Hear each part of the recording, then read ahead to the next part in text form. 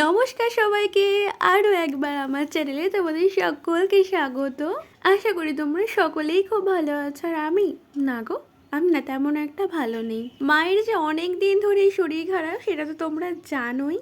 Recently মাকে একটা doctor দেখানো হয়েছিল, তো সেই ডক্টরের প্রেসক্রাইব করা মেডিসিনগুলো এতদিন চলছিল। 10 দিন মতো সেসব মেডিসিনগুলো খেয়েছিল। মানে ব্যাপারটা হচ্ছে এরকম যে 10 দিন মেডিসিন খেয়েছে, সে 10 দিনই ভালো ছিল।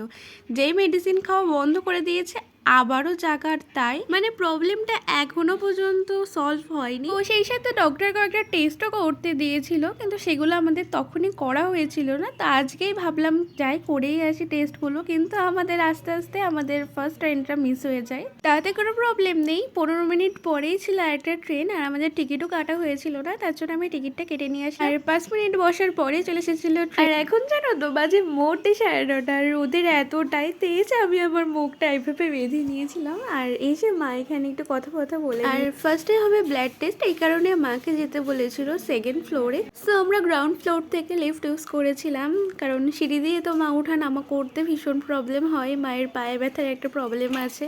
কিন্তু আমরা সেকেন্ড ফ্লোরে এসে তো অবাক হয়ে গেছি, কোথাও কিছু নেই। আমি আর মা বাদে যে এখানে অন্য কোনো প্রাণী আছে বলে আমার মনে হয় না। আমরা সেকেন্ড ফ্লোরে এসে বুঝতে পারছি না কোন দিকে যাব। এই যে এইদিকে মা ঘুরে বেড়াচ্ছে, আর তোমাদের দেখাচ্ছি, দাঁড়াও। পুরোটা অন্ধকার আর ফাঁকা। ডাক্তার দেখাতে আসো তো না, হয়রানি হওয়া। কি বলতে চাও বলো, কিছু বলবে? বলবে না?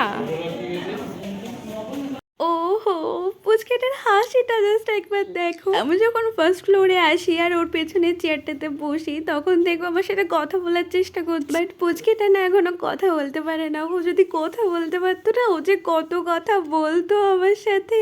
তো তারপরে মা এখানে বিল পে করে মায়ের 3টে ব্লাড টেস্ট করার ছিল, তো সেগুলো করে নেয়। এরপরেও আরো অনেকগুলো টেস্ট করানোর ছিল, আর এখন মা করতে যাচ্ছে এক্স রে। তার জন্য আবার মাকে গ্রাউন্ড ফ্লোরে পাঠানো হয়।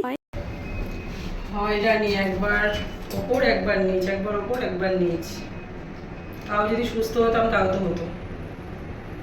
দেন গ্রাউন্ড ফ্লোরে এসেও 5-10 মিনিট বসতে হয়েছিল। তারপরে মায়ের লাস্ট ছিল নোজ এক্স রে। তো মাকে তো অনেকগুলোই টেস্ট করতে দিয়েছিল, কিন্তু আজকে টোটাল 4টে টেস্ট হয়েছে, আরও 2টো টেস্ট বাকি আছে। একটা এখান থেকেই হবে, সেটা হবে 28 মার্চ। আর আরেকটা বললো এখানে হবে না।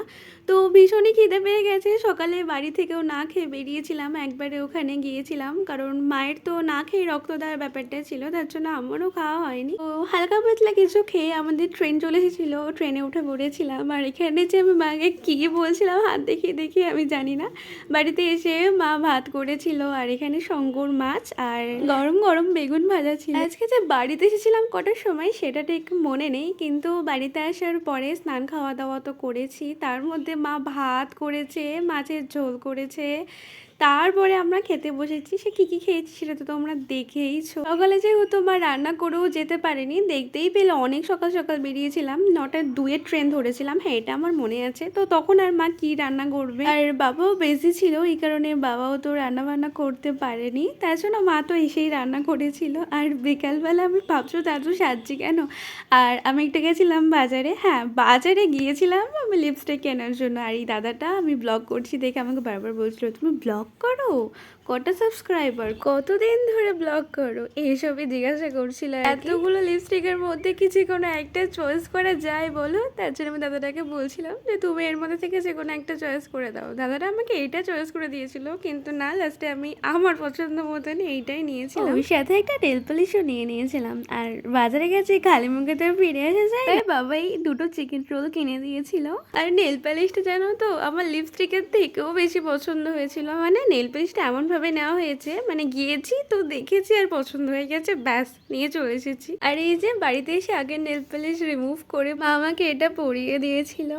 কি এনেছো? কলা, এই যে কলা, কাঁঠাল, এই বড়ি। ওরে বাবা, লেচুর হবে খাসির মাংস তেল দিয়ে, আর এই কলাগুলো একটু পাকলে পরে খাওয়া যাবে। বাহ। আর আজকে ডিনারটা ছিল জাস্ট ওয়াও। রাতে ডিনারে ছিল রুমালি রুটি, তড়কা, স্যালাড, আর বাবা একটা লঙ্কা নিয়েছিল, আর সাথে একটা শঙ্কর মাছও ছিল। তো আজকের ব্লগটা এখানেই এন্ড করলাম, দেখা হচ্ছে নেক্সট কোনো ব্লগে, ততক্ষণ take care, love you and by.